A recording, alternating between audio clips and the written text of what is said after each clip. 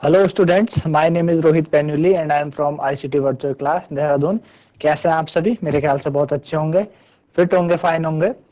हम class 8th science करने जा रहे हैं, जिसमें कि हमने अभी तक चैप्टर अपने प्रीवियस भाग में हमने चैप्टर 7th कंप्लीट किया था।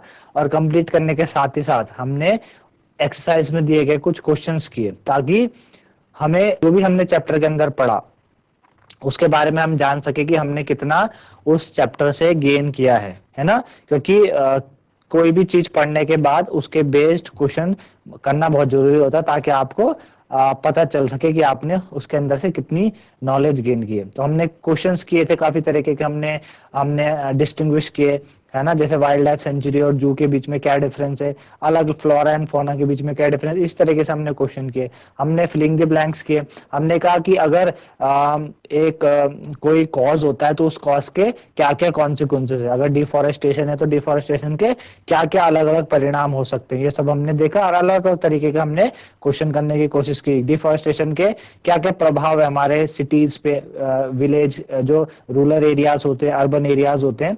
साथ ही साथ अलग अलग वाइड वैरायटी ऑफ एरियाज में क्या क्या इफेक्ट होते हैं, तो ये चीजें हमने पढ़ी। आज हम क्या करेंगे, आज हम chapter 8 cell structure and function, जो सेल है उसके बारे में हम पढ़ने जाएंगे कि भाई सेल क्या है ना। तो जैसे कि आप जानते हैं कि जो अलग अलग तरीके के सेल्स होते हैं, कोई मल्टी सेलुलर होता है, कोई सिंगल सेल्स होते हैं, है ना। हम जो ह्यूमंस हैं, ये हमारे अंदर क्या है, मिलियंस ऑफ सेल, हम अलग अलग, हम क्या बहुत सारे सेल से मिलकर बने हुए, तो हम मल्टी सेलुलर है। कोई ऐसे ऑर्गेनिज्म भी होते हैं जो एक ही सेल से मिलकर बना होता है, यानी एक ही सेल क्या करता है, उनकी बॉडी में सारा फंक्शन सब कुछ वही करता है। अब हमारी बॉडी में अलग अलग सेल है, तो हम सेल का जो बेसिक फॉर्म है, वहां से हम सेल इस चैप्टर में आपका दिया गया है उसको स्टार्ट करेंगे और समझेंगे कि क्या क्या और इसके बारे में है। तो इसको समझने के लिए चलेंगे स्मार्ट बोर्ड की तरफ।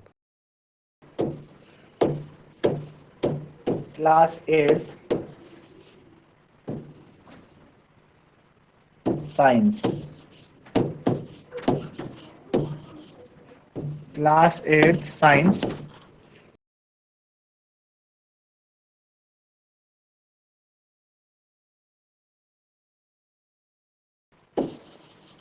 Cell structure, cell structure and function.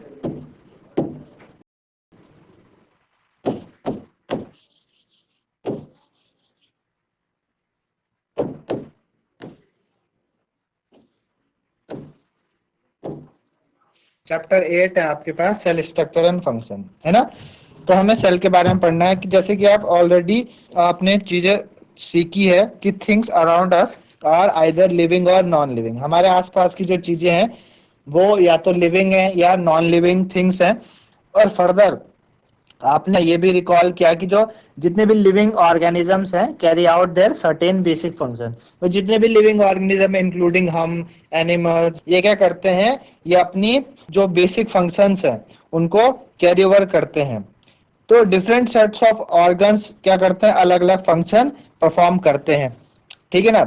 इस चैप्टर में हमें क्या पढ़ना है, सबसे पहले हमें basic structural unit of organ. Organ की जो बेसिक स्ट्रक्चरल यूनिट है उसके बारे में समझना है कि भाई किसी भी ऑर्गन का जो बेसिक है वो क्या है, उसका बेस क्या है, उसके बारे में हमें पढ़ना। जैसे आप अपना आप क्या करते हैं, आप सपोज मैथ्स करते हैं, आप क्या कर रहे हैं, मैथ्स कर रहे हैं। तो मैथ्स में सबसे पहले हमें क्या बताया जाता है, सबसे पहले हमें बेसिक फंडामेंटल ऑपरेशन बताए जाते हैं। 4 basic fundamental operation, addition, subtraction, multiplication और डिवीजन। ये 4 बेसिक फंडामेंटल ऑपरेशन है जिसके ऊपर पूरी की पूरी क्या है, मैथ्स डिपेंड करती है।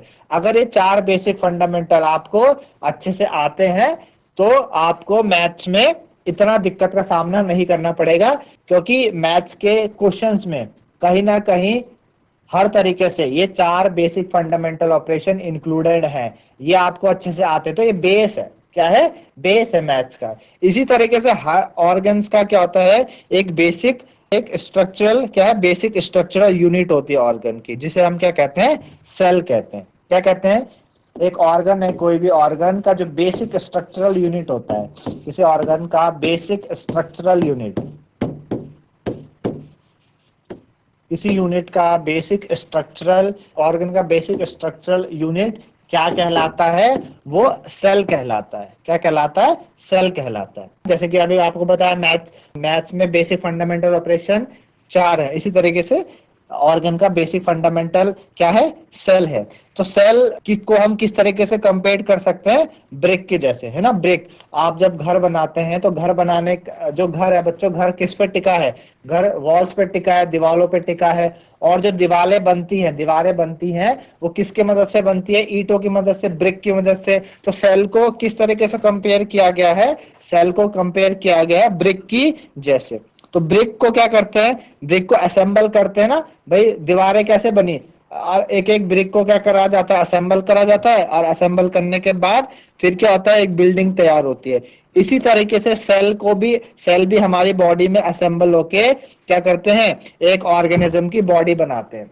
सेल भी क्या होते हैं? जैसे सेल है वैसे ब्रिक है, तो सेल भी क्या करते हैं? असेंबल होके एक पूरी बॉडी का निर्माण करता है। अब हम ह्यूमन बॉडी है, हमारे पास क्या है? कई सारे सेल्स होते हैं। तो छोटे छोटे सेल्स मिलकर क्या बनाया? पूरी बॉडी का निर्माण हुआ।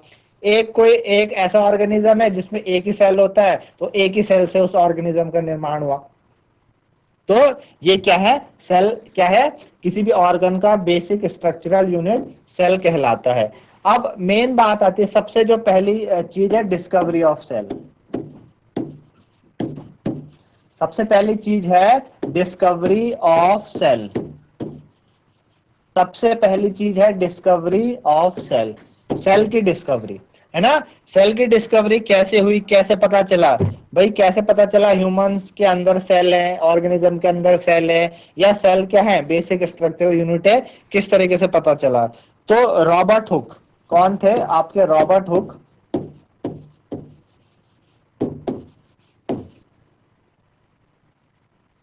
ठीक है ना। रॉबर्ट हुक ने 1605 में रॉबर्ट हुक ने 1665 सॉरी, रॉबर्ट हुक ने 1665 किसमें? 1665 में रॉबर्ट हुक ने 1665 में ऑब्जर्व की slice of cork under a simple magnifying device, है ना। उन्होंने क्या किया? एक कॉर्क होता है, कॉर्क, है ना। अब कॉर्क क्या है? रॉबर्ट हुक ने क्या किया? एक कॉर्क ली, स्लाइस ऑफ कॉर्क, है ना। स्लाइस ऑफ कॉर्क को एक माइक्रोस्कोप के अंडर क्या किया? माइक्रोस्कोप के अंदर ऑब्जर्व किया। इन्होंने क्या किया? स्लाइस ऑफ कॉर्क को एक माइक्रोस्कोप के अंदर क्या किया? ऑब्जर्व किया। अब कॉर्क क्या है बच्चों? कॉर्क क्या है? कॉर्क आपका बार्क ऑफ ट्री का एक पार्ट होता है। कॉर्क क्या है? Part of a bark of tree. Part of a bark of tree.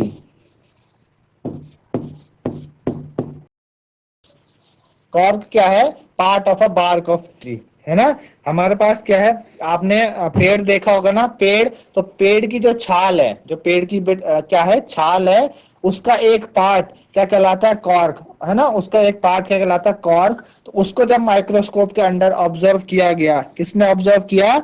इन्होंने एक थिन स्लाइस ली कॉर्क की, और उसको एक माइक्रोस्कोप के अंडर ऑब्जर्व देखा।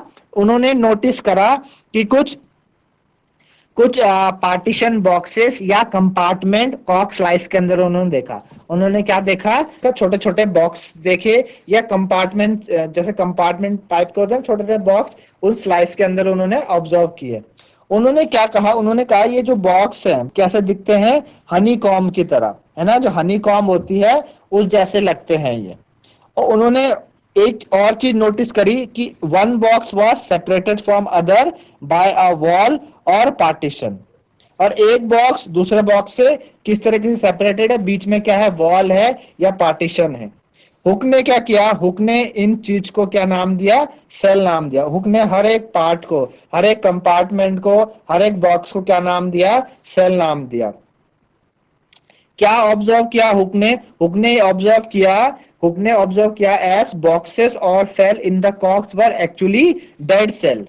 उन्होंने क्या देखा कि बॉक्स और ये जो बॉक्स है, ये जो सेल है कॉर्क के अंदर, ये एक्चुअली क्या है? डेड सेल है। कैसे है? डेड सेल है। तो जो सेल होते हैं लिविंग ऑर्गेनिज्म के, जब उनको ऑब्जर्व किया गया है ना, जब जो सेल्स है लिविंग ऑर्गेनिज्म के could be observed only after the discovery of improved microscope।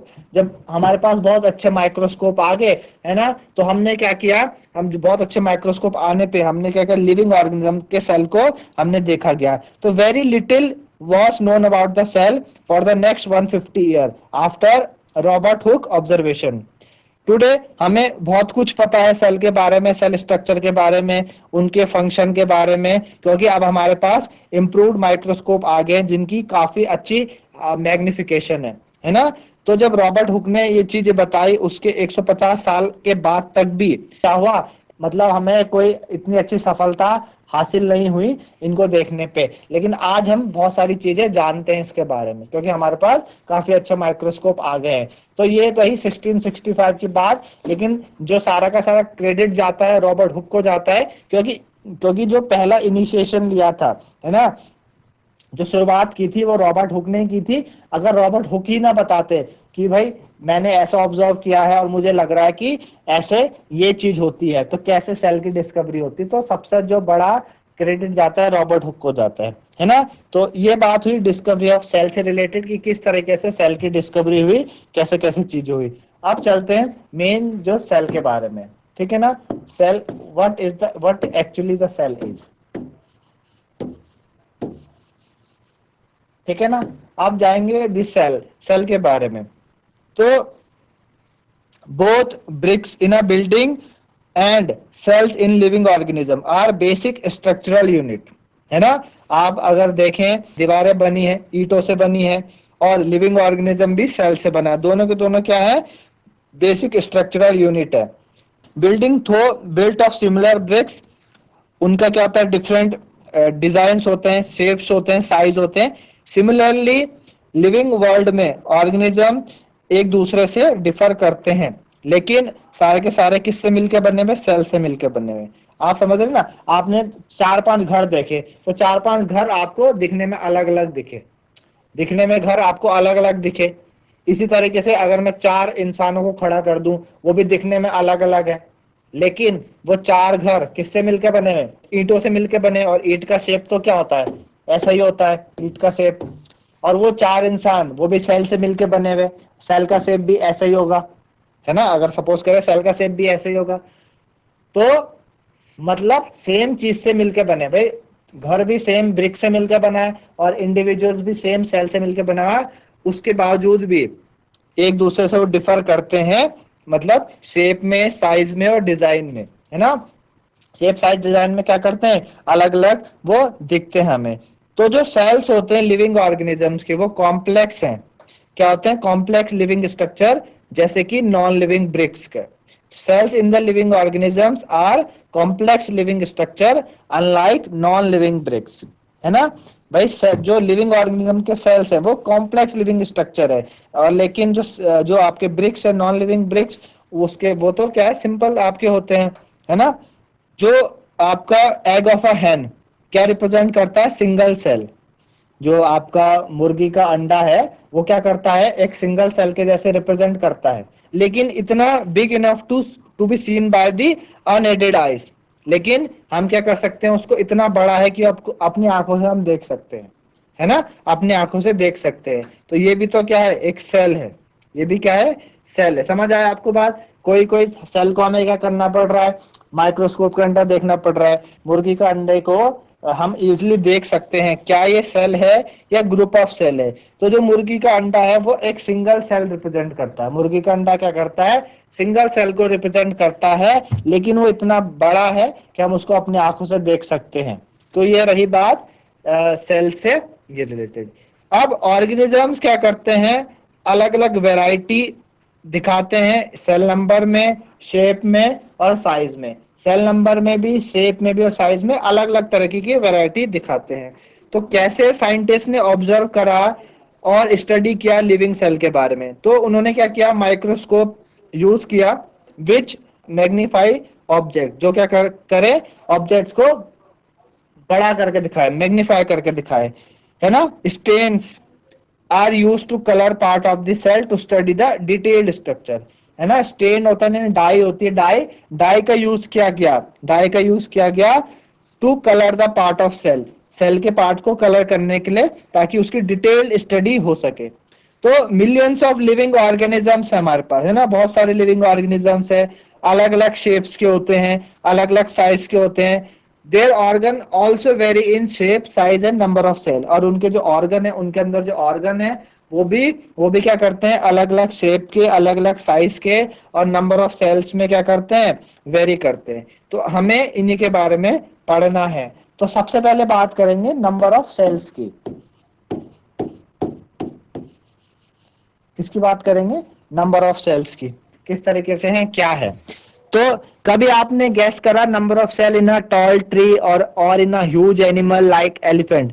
अगर आपसे पूछा जाए कि भाई कोई एक बहुत बड़ा पेड़ है, उसमें कितने सेल हो सकते हैं, या आपके पास कोई एनिमल है एलिफेंट जैसा, उस पर कितने सेल हो सकते हैं, तो हम बोलेंगे कि भाई बिलियंस और ट्रिलियन सेल्स हो सकते हैं।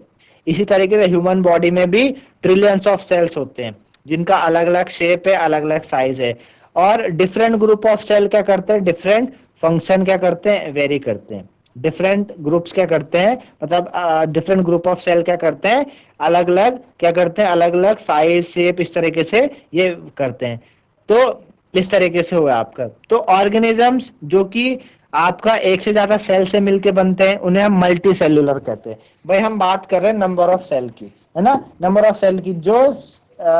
जो सेल, भाई जो ऑर्गेनिज्म किनसे मिलके बने हैं, more than one cell, more organism made of more than one cell, more than one cell, जो क्या है, एक सेल से ज्यादा, एक मतलब एक सेल से, मतलब क्या है, मोर देन एक सेल से ज्यादा से मिलके बने हैं, उन्हें हम कहते हैं मल्टी सेल्यूलर।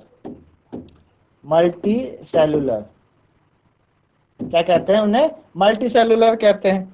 मल्टी का मीन्स होता है मैनी, है ना, मल्टी का मतलब समझते हैं ना आप, मल्टी का मीन्स हो गया मैनी, और सेल्यूलर का मीन्स हो गया सेल, जो बहुत, जिनमें क्या है, बहुत सारे सेल हैं, तो मल्टी सेल्यूलर हो गए, है ना, वो हो गए मल्टी सेल्यूलर। तो number of cells being less in smaller organism does not in any way affect the functioning of organism। किसी भी ऑर्गेनिज्म में अगर नंबर ऑफ सेल कम हो गए, तो इसका मतलब ये नहीं है कि वो अच्छे से फंक्शन नहीं कर पाएगा, वो तभी भी फंक्शन करेगा। वो क्या करेगा, तभी भी फंक्शन करेगा, है ना। जैसे आप देखते हैं, अगर हम एग्जांपल ले ले कि एक ऑफिस है, एक छोटा ऑफिस है, एक बड़ा ऑफिस है। छोटे ऑफिस में 5 लोग है ना, बड़े ऑफिस में क्या है, 50 लोग है। काम छोटे ऑफिस में भी चल रहा है, काम बड़े ऑफिस में भी चल रहा है। इसका मतलब ये नहीं है कि छोटे ऑफिस में कम लोग हैं तो वहां पे काम नहीं हो पाएगा, वहां पे भी काम हो रहा है। वो डिपेंड कर रहा है किस तरीके से वहां पे नीड है। भाई जो बड़ा ऑर्गेनिज्म है उसको ज्यादा सेल चाहिए, तो वहां पे ज्यादा सेल चाहिए, ज्यादा मतलब हर एक चीज को परफॉर्म करने के लिए अलग अलग चीजें बनी है, अलग अलग सेल बने हैं, तो ज्यादा सेल से वहां पे काम चल रहा है। छोटी जगह पे क्या हो रहा है, छोटी जगह में कम काम है, तो कम काम की वजह से कम लोगों का इस्तेमाल हो रहा है, कम सेल का इस्तेमाल हो रहा है, काम वहां पे भी चल रहा है, दोनों जगह काम चल रहा है। तो हम ये नहीं कह सकते हैं कि जिन ऑर्गेनिज्म में कम सेल है वहां पे अच्छी तरीके से फंक्शनिंग नहीं होती, वहां पे भी अच्छी तरीके से क्या होगी, फंक्शनिंग होगी, है ना। तो हम ये चीज जान के सरप्राइज हो सकते हैं, that organism with billion of cell begin life as a single cell which is fertilised egg, है ना। भाई कोई ऑर्गेनिज्म, जैसे हम है, कोई ऑर्गेनिज्म हम है, हमारे पास अभी बिलियन ऑफ सेल है, अगर आप देखें तो बहुत सारे सेल हैं, लेकिन हम क्या बने हैं, हम एक सिंगल सेल से बने। जब हमारी शुरुआत हुई तो हम एक सिंगल सेल से मिलके बने, है ना, जो कि एक फर्टिलाइज्ड एग है। ये फर्टिलाइज्ड एग क्या हुआ, मल्टीप्लाई होता गया, मल्टीप्लाई होता गया, मल्टीप्लाई होने के साथ साथ क्या होने लगे, ये जो नंबर ऑफ सेल्स हैं वो बढ़ते चले गए, इंक्रीज होते चले गए, और इंक्रीज होते होते होते होते क्या हुई, डेवलपमेंट प्रोसेस हुई आपकी। आप छोटे थे, जब आप पैदा हुए छोटे थे, तो आप जब शुरुआत हुई हमारे बनने की, तो एक सेल से हुई, फिर वो सेल क्या हुए, बढ़ते चले गए, डिवाइड होते चले गए, वही सेल क्या हुए, वही सेल डिवाइड हुआ, 2 सेल बने, 2 से 4 हुए, 4 से 8 हुए, 8 से आपके इस तरीके से सेल बढ़ते चले गए, बढ़ते चले गए, और फिर डेवलपमेंट स्टार्ट हुआ। तो हम भी क्या है, एक सिंगल सेल से मिलके बने हुए, हम भी क्या है, एक सिंगल सेल से मिलके बने हुए। आपको ये बातें समझ में आ रही होगी, है ना। तो ऑर्गेनिज्म आपके सिंगल सेल से मिलके बनते हैं, ऐसे ऑर्गेनिजम्स को हम क्या कहते हैं, यूनिसेलुलर। जो ऑर्गेनिज्म एक ही सेल से, जिनके पास क्या है, एक ही सेल है, एक ही सेल से मिलके बने हैं, उनको हम कहते हैं यूनिसेलुलर। क्या कहते हैं, यूनिसेलुलर, है ना। यूनि मीन्स क्या हुआ, वन, यूनि का मतलब होता है वन, और सेलुलर का मीन्स सेल। जो एक ही सेल से मिलके बना है वो यूनिसेलुलर कहलाता है। जो क्या है, एक ही सेल से मिलकर बना है वो यूनिसेलुलर कहलाता है। तो सिंगल सेल्ड ऑर्गेनिज्म क्या करता है, सारी की सारी नेसेसरी फंक्शन परफॉर्म करता है, जैसे कि मल्टीसेलुलर। जैसे कि मल्टीसेलुलर सारे के सारे परफॉर्म कर रहा है फंक्शन, उसी तरीके से यूनिसेलुलर भी क्या करता है, सारे के सारे फंक्शन को क्या करता है, परफॉर्म करता है। ठीक है ना, आई बात समझ में। तो ये सारे सेल के बारे में है कि भाई कौन सेल होते हैं, किस तरीके से सेल होते हैं, ये सारे फंक्शनिंग ये करते हैं। ठीक है ना, तो आज हम यहीं पे रोक रहे हैं, कल हम क्या करेंगे, इससे आगे चलेंगे, मल्टी सेलुलर ऑर्गेनिज्म के बारे में हम समझेंगे कि मल्टी सेलुलर ऑर्गेनिज्म के क्या एग्जांपल्स है, कौन कौन से ऐसे हैं जो मल्टी सेलुलर शो करते हैं, कौन कौन से ऐसे हैं जो यूनिसेलुलर शो करते हैं, है ना। इस तरीके से देखेंगे हम। शेप्स ऑफ सेल के बारे में पढ़ेंगे, भाई सेल का शेप कैसा होता है, अलग अलग सेल की क्या क्या शेप है ना। साइज क्या है सेल का, इनके बारे में हम पढ़ेंगे, और साथ ही साथ सेल स्ट्रक्चर और फंक्शन देखेंगे कि सेल का स्ट्रक्चर कैसा है और क्या क्या फंक्शन परफॉर्म करते हैं हमारी बॉडी के अंदर, है ना। तो कई सारी चीजें हैं इस चैप्टर में जो आपको पढ़नी है। तो इस तरीके से हमने देखा बच्चों सेल के बारे में, स्टार्ट की हमने कि किस तरीके से सेल का निर्माण हुआ है, किस तरीके से रॉबर्ट हुक ने हमें हमारे सामने एक आइडिया पुट किया कि भाई सेल भी हो सकता है, वरना किसी को पता नहीं चलता, है ना। तो ये सारी चीजें हमने देखी, मेरे ख्याल से आप लोगों को समझ में आएगा। तो आज के लिए इतना ही, धन्यवाद, हैव अ नाइस डे।